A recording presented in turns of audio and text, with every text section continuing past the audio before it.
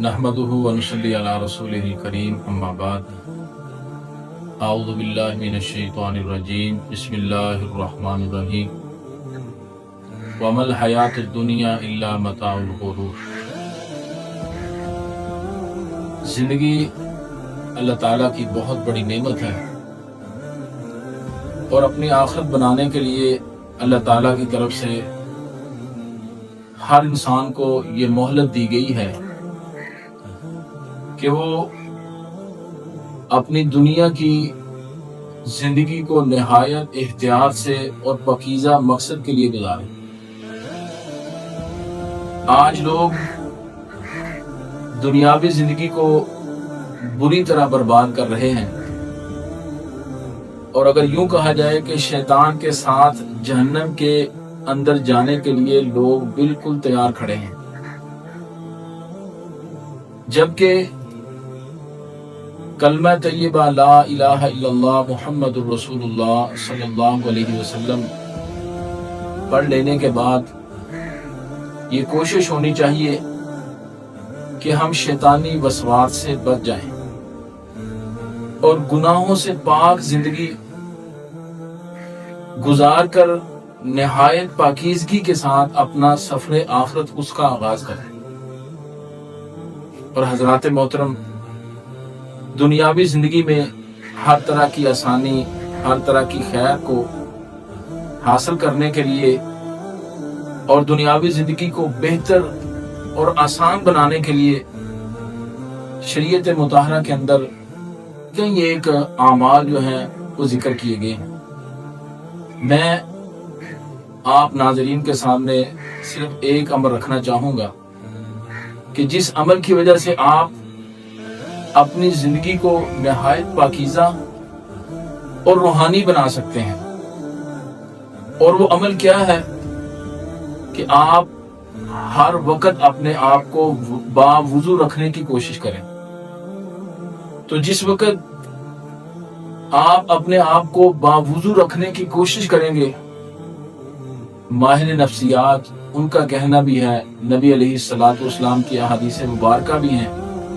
आपको रूहानी तौर पे, आपको जिस्मानी तौर पे ऐसी चीजें मिलेंगी, ऐसे फवायद मिलेंगे, शायद ऐसी चीजें, ऐसे फवायद आपको इस अमल के सिवा किसी और अमल के जरिए ना मिल सके। सबसे पहली चीज कि वुजू जो है ये एक मुस्तकिल इबादत है, और आप इसको ये भी कह सकते हैं कि वुजू जो है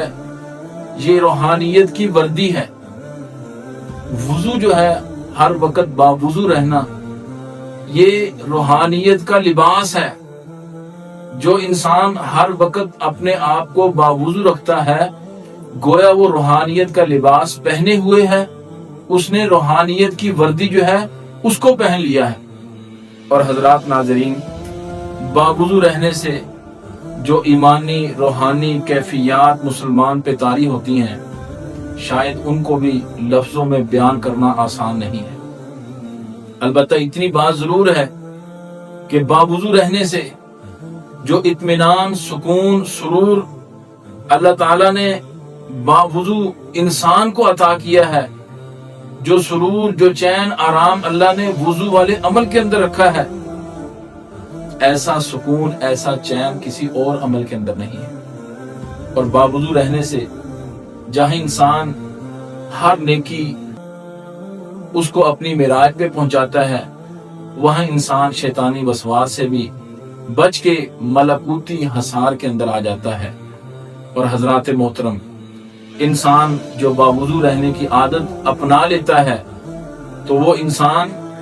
अल्लाह के यहाँ पसंदीदा ठहरता है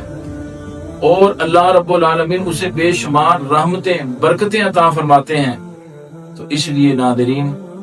अगर मैं और आप चाहते हैं कि हमारी जिंदगी पुरसुकून हो, हमें रूहानियत नसीब हो, तो सबसे पहली चीज कि हमें अपने आप को बावुजू रखना होगा। हमारे माशरे का ये अलमिया है। जैसे कल भी मैंने